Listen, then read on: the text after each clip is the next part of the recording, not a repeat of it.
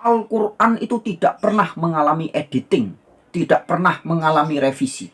Nah, ini salah satu pembodohan dan hoax ya, atau kebohongan publik yang sering dipertahankan ya, disebarkan dan dipertahankan sejak dahulu kala.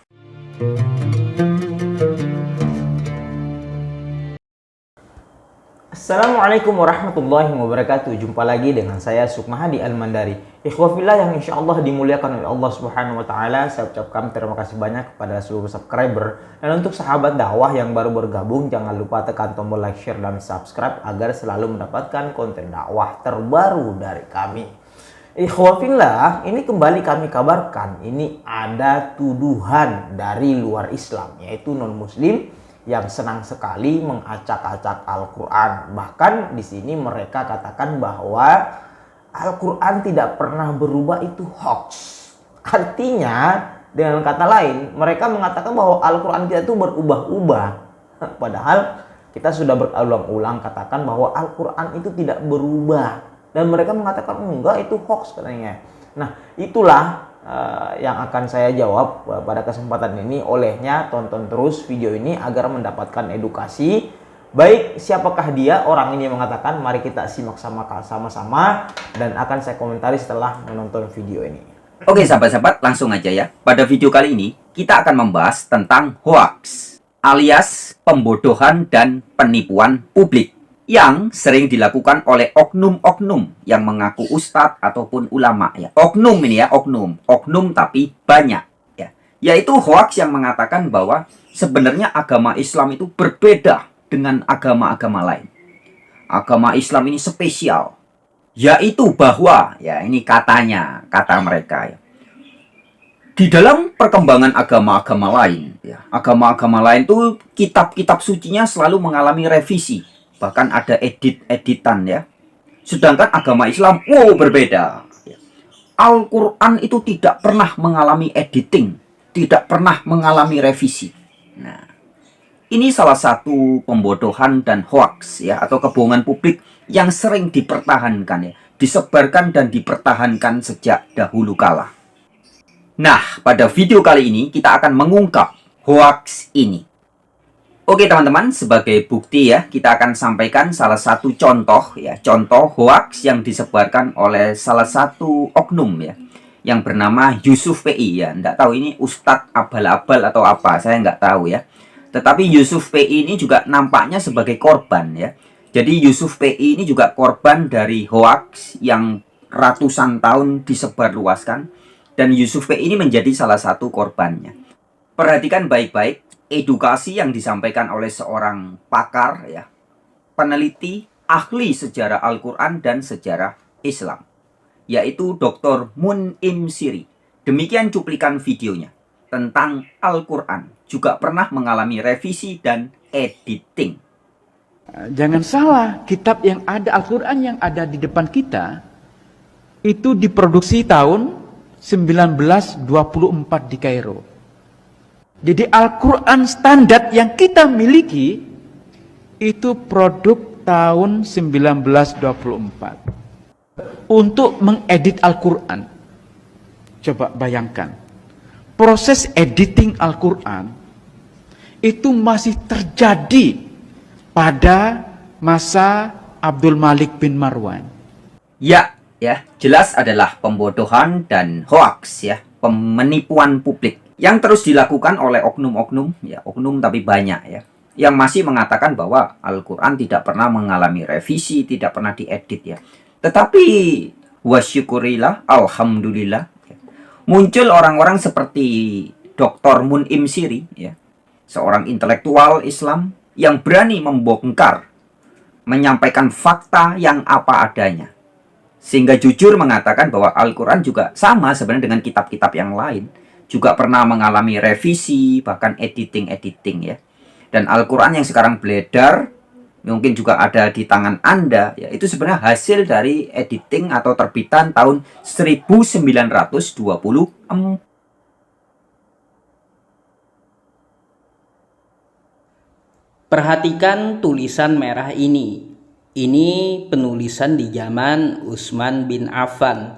Apakah kita orang Indonesia dapat membacanya? Mungkin orang Arab bisa membaca, tetapi kalau kita akan kesusahan. Ini huruf apa sih? Nah, lalu apa yang diedit? Di sini tetap ya, perhatikan akar katanya ya, yang tulisan merah. Sekarang kalau saya tambahkan seperti ini. Nah, apakah kita sudah bisa membaca?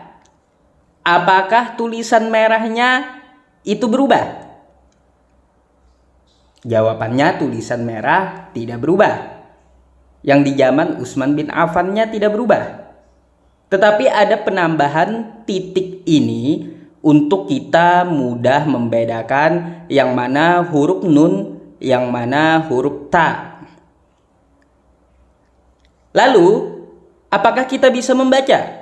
Kadang-kadang masih ada yang salah dalam membacanya.